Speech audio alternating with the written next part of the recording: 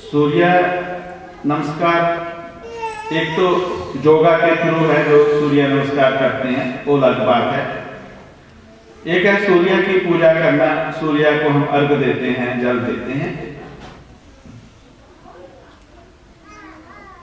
जिन लोगों का सूर्य कमजोर हो, पिता के साथ ना बनती हो, डिस्क्रेडिट हो, सिर दर्द की बीमारी रहती हो,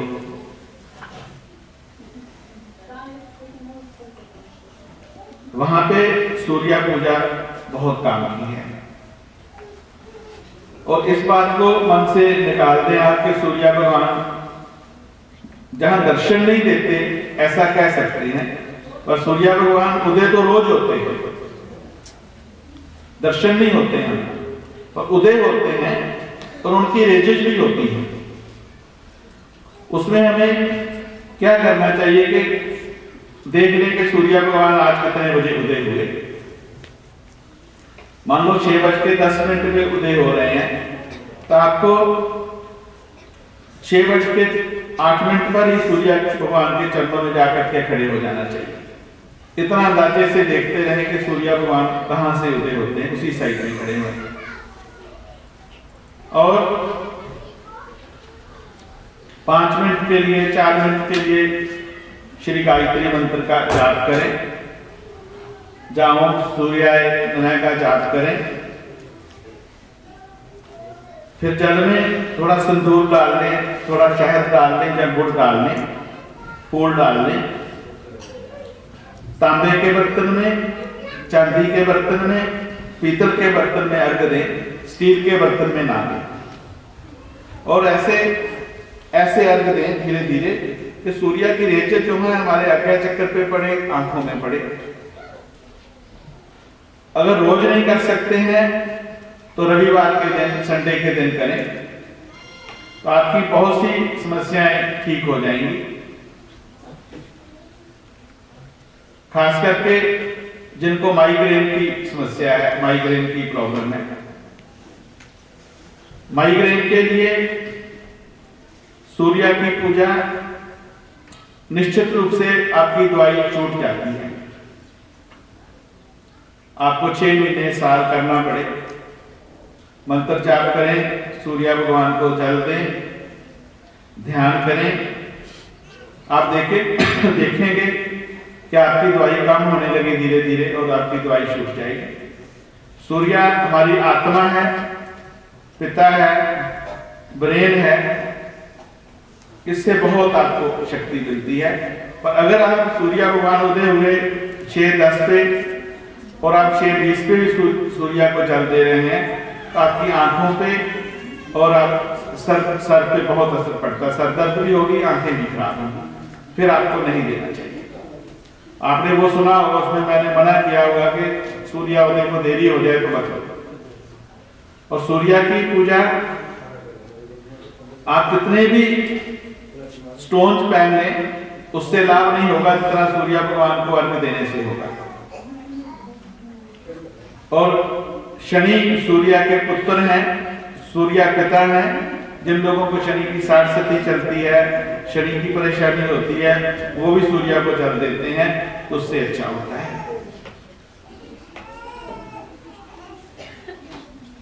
अभी ध्यान की तैयारी करेंगे।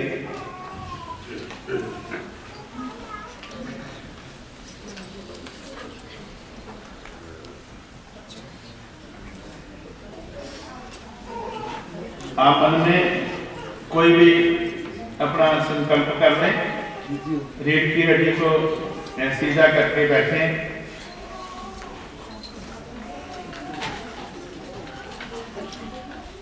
मैं सिखाने की कोशिश करूंगा जो मुझे आता है, पर घर में रिपीट आपको करना है, दोहराना है। जहां वक्त की कमी है इसलिए पूरे टाइम तक नहीं करा सकते। सबसे अच्छा है कि जैसे आप सुबह उठते हो, उठने के बाद में घर में कोई मंत्रों की सीडी लगा लें, भजनों की सीडी लगा लें, संकीर्तन की सीडी लगा लें, जो आपको मन को पसंद है। उससे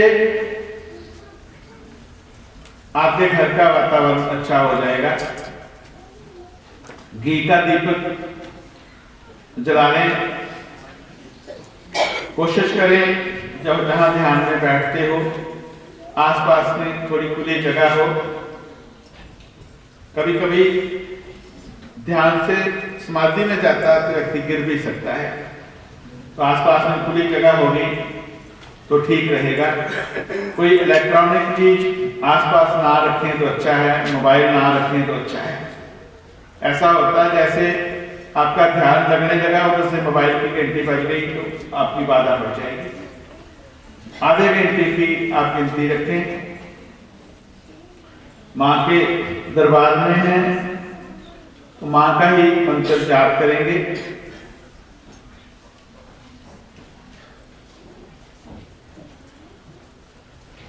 और संकल्प जरूर मन में रखें कि आपकी इच्छा क्या है, क्या चाहते हो। और माँ दुर्गा जी का, माँ वैष्णो जी का, महाकाली जी का ध्यान करना है तो मंत्र बोलेंगे। आपको शायद ये मंत्र सबको आता ही होगा। महामंत्र है, बीज मंत्र है। जैसे बीज छोटा होता है बहुत बड़ा पेड़ बन जाता है।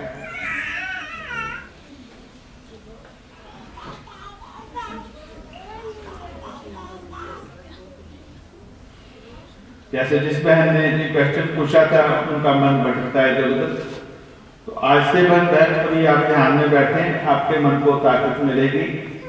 और जो आपके कार्य डिले हो रहे हैं, आपकी प्लानिंग बहुत अच्छी बनती है, बातें बहुत अच्छी होती हैं, शुरुआत अच्छी होती है, आपकी प्लानिंग रुक जाती है, सभी काम आपके रुक रहे हैं और पिछले 3-4 साल से बहुत परेशान चल रही है।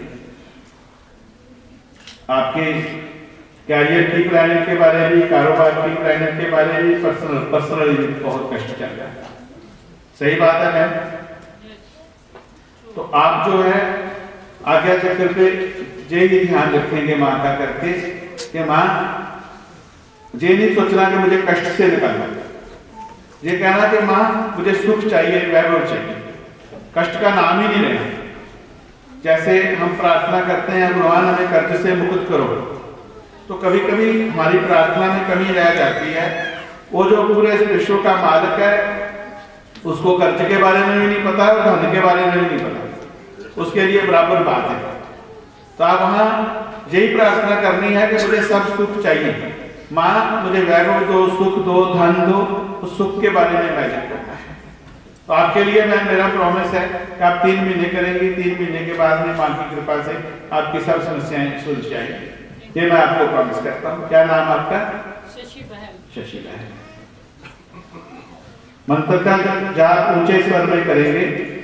ओम ऐं ह्रीं क्लीं चामुंडाय विच्चे। ओम ऐं ह्रीं क्लीं चामुंडाय विच्चे। ओम ऐं ह्रीं क्लीं चामुंडाय विच्चे। ओम ऐं ह्रीं क्लीं चामुंडाय विच्चे। किसी की आवाज अच्छी हो, मंत्र आता हो तो ऊंचे बोल सकता है। कोई बैठी बहन? हाँ बोलिए बैठ, करिए मेरी हेल्प करिए। माइक दे दो।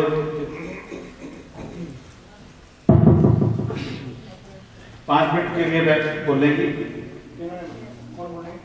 वो